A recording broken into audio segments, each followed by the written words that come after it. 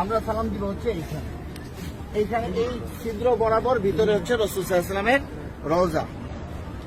পুরুষরা আসেন, পুরুষরা, মহিলাদেরকে এখানে যাইতে দেওয়া হয় না, তো আপনারা দেখলে বুঝবেন না, একটু আপনারা সাইডে থাকেন।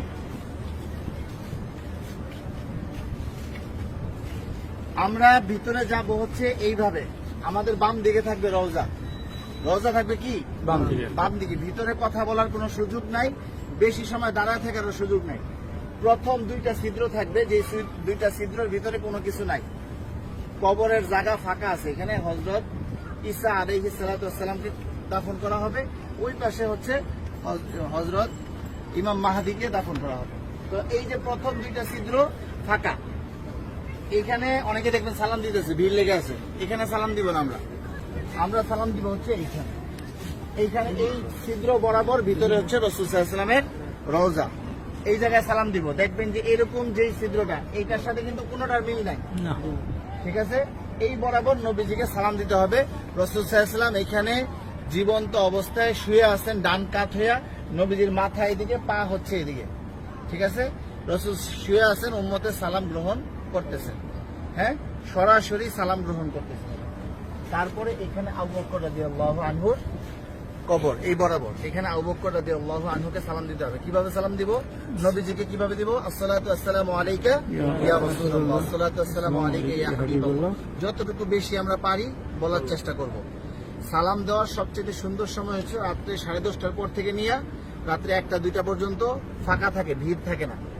আর দিনের বেলা সকাল 7টা থেকে নিয়ে একেবারে জোহর পর্যন্ত কি ফাঁকা থাকে, ফাঁকা।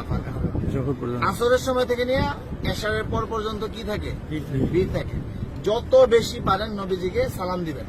যদি সালাম কবুল হয়ে যায়, আল্লাহ নবী বলতেছেন যে আমার রোজায় যে সালাম দিল তার উপরে, আমার উপরে ওয়াজিব হয়ে যায় তার জন্য হাসরের ময়দানে সুপারিশ করা। আমার সালামটা যদি গ্রহণ করেন নবীজি, তাহলে আমাদের এইটা নাজাতের উসিলা হয়ে যেতে পারে। যাই হোক, বলতেছিলাম এই বরাবর আবু বকর রাদিয়াল্লাহু আনহু, আবু বকর রাদিয়াল্লাহু আনহু মাথা এদিকে, পা এদিকে, নবীজির মাথা এখানে, রাসূলের পা এই পর্যন্ত আসছে, রাসূলের শরীরের ওই পাশে হচ্ছে কি আবু বকর রাদিয়াল্লাহু আনহু। আবু বকর রাদিয়াল্লাহু আনহু ঘাড় বরাবর হচ্ছে হযরত ওমর রাদিয়াল্লাহু আনহু, উনি আরো ওই পাশে, ঠিক আছে?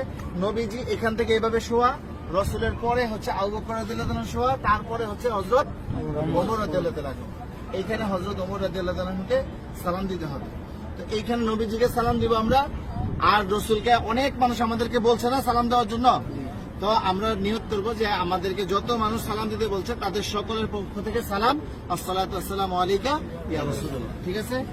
তারপর আবু বকর রাদিয়াল্লাহু আনহুকে সালাম দিব, হযরত ওমর রাদিয়াল্লাহু আনহুকে সালাম দিব। তারপরে এখানে কোনো কিছু নাই, ফাঁকা আছে কবরের জায়গা ভিতরে, আমরা এদিক দিয়ে বের হয়ে যাব। এটা হচ্ছে পুরুষদের যে কোনো সময় খোলা আছে সালাম দেওয়া। আর মহিলাদেরকে ঠিক রওজার পিছন দিক দিয়ে দিবে সালাম দেওয়ার জন্য একদিন। কথা বুঝতে পারছেন? একদিন সুযোগ আসবে রিয়াজুল জান্নাহ নামাজ পড়ার জন্য, এবং সালাম দিবেন রওজার পিছন দিক থেকে। আর মহিলারা বাহির দিয়া প্রতিদিনই সালাম দিবেন আপনারা বাহির থেকে, হ্যাঁ? এই পাশে আসেন।